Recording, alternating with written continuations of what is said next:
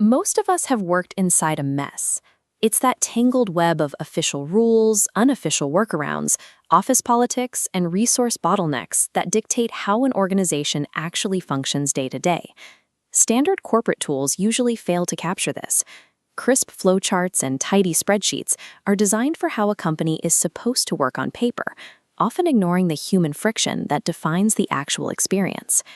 This gap was a central theme at the Love City's annual conference, an event focused on how organizations unite to amplify their social impact.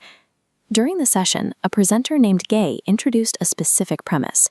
To fix an entrenched, chaotic organizational mess, you first have to draw it. The logic is that leaders cannot solve systemic problems if they lack a visual vocabulary to accurately see the human elements causing the breakdown. The framework Gaye presented is called Soft Systems Methodology, or SSM.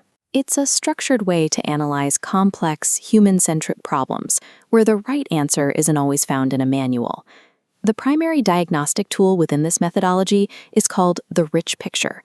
Unlike a standard diagram, a rich picture is required to map three things at once: the literal processes being performed, the personal concerns of the people involved, and the inevitable conflicts that emerge between them. The most important rule in creating one is to capture the situation entirely without judgment. The goal is to document the chaos as it exists, resisting the urge to jump straight to a solution. By plotting out the unpredictable reality of the people rather than the rigid rules on the paper, the rich picture reveals the exact points where the system is actually grinding to a halt. This rich picture maps lucrative publications. At the bottom, typists in the word processing sweatshop seethe over a manager's impossible turnarounds. Higher up, a laissez-faire manager clashes with trade union demands. Finally, Readers in Revolt shows consumer pushback adding pressure onto the fractured team. Putting these overlapping tensions onto a single visual plane validates the daily experience of the employees. It makes the invisible stress of the office impossible for management to ignore. The same methodology applies when moving from a high-pressure corporate office into the nonprofit sector. This Helpline NGO map shifts to volunteers. A chain flows from clients at the top down to volunteer supporters. On the right, Keith, the treasurer, manages money bags for rent.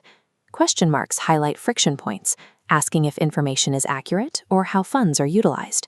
In this framework, identifying what the organization doesn't know is often the most significant outcome of the diagnostic process. The map itself doesn't offer a magic solution. Its value lies in the shift that happens when a private frustration becomes a public record. By projecting the mess onto a wall, the conflict is externalized. It changes the dynamic from people complaining about each other to a group collectively analyzing a shared objective diagram of their system. This creation of a shared reality is what allows a group to finally align with the Love City's mandate of uniting to amplify impact. Whether navigating a publishing house or a charity helpline, true impact is only possible once the team can honestly and vividly see the mess they are trying to fix.